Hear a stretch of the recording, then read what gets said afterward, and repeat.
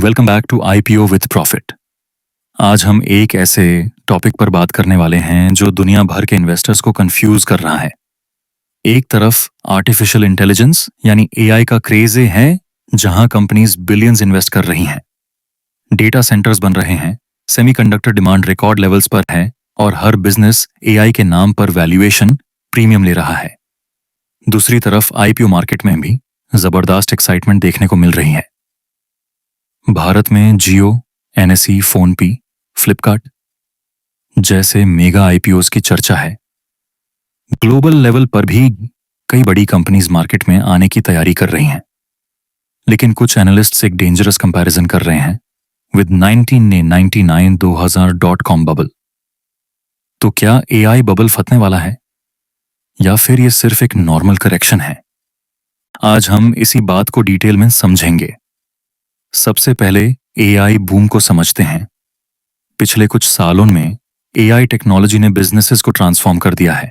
Chatbots, automation, robotic, cloud computing और machine learning ने sector को कंप्लीटली चेंज कर दिया है। इस ट्रेंड का सबसे बड़ा फायदा सेमीकंडक्टर कंपनीज को मिला।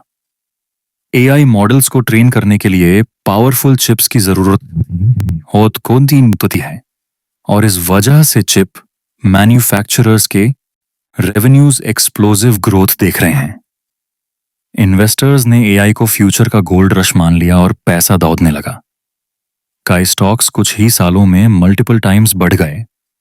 लेकिन मार्केट में एक रूल है, जब एक्सपेक्टेशंस रियलिटी से बहुत आगे निकल जाती हैं तब करेक्शन का रिस्क बढ़ जाता है। आज कुछ एक्सपर्ट्स कह रहे हैं कि एआई सेक्टर में वैल्यूएशन इतनी हाई हो चुकी है कि कंपनीज को एक्स्ट्रॉर्डिनरी ग्रोथ डिलीवर करनी होगी। अगर अर्निंग्स एक्सपेक्टेशंस मिस होती हैं तो प्रॉफिट बुकिंग और करेक्शन और भी तेज हो सकता है। इस वजह से पिछले कुछ हफ्तों में सेमीकंडक्टर और एआई लिंक्ड स्टॉक्स में वॉलेटिलिटी बढ़ी है। कुछ इन्वेस्टर्स जो अर्ली स्टेज में एंटर हुए थे अब प्रॉफिट्स बुक कर रहे हैं।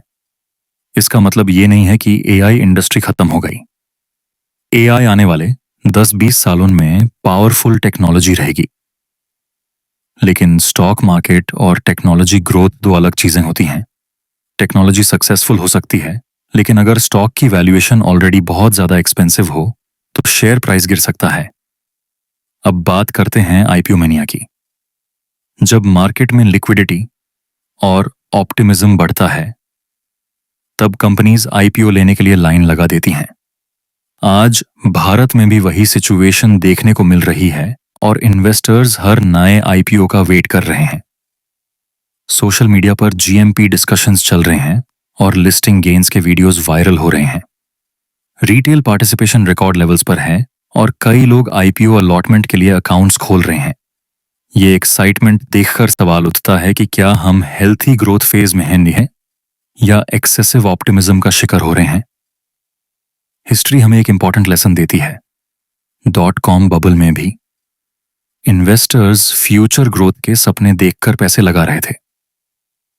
कई बिजनेसेस के पास स्ट्रॉन्ग प्रॉफिट्स नहीं थे, लेकिन वैल्यूएशन स्काई हाई थी और जब रियलिटी ना मिली तो क्रैश हुआ। आज कुछ एनालिस्ट्स एआई बूम और आईपीओ एक्साइटमेंट को देखकर वही कंपैरिजन कर रहे हैं।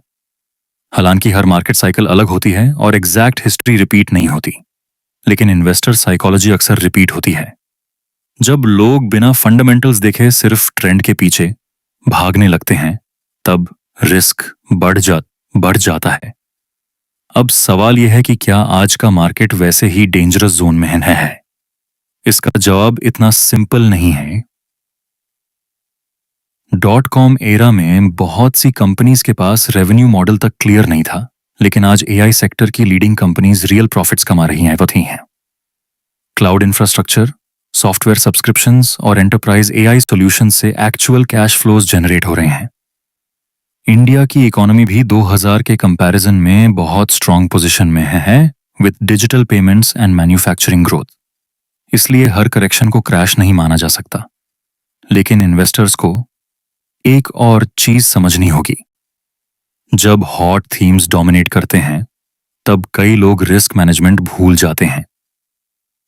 लोग सिर्फ इसलिए इन्वेस्ट करने लगते हैं क्योंकि उन्हें लगता है प्राइस और ऊपर जाएगा, और ये अप्रोच डेंजरस हो सकता है। स्मार्ट इन्वेस्टर्स हमेशा वैल्यूएशन और बिजनेस क्वालिटी को इंपॉर्टेंस देते हैं।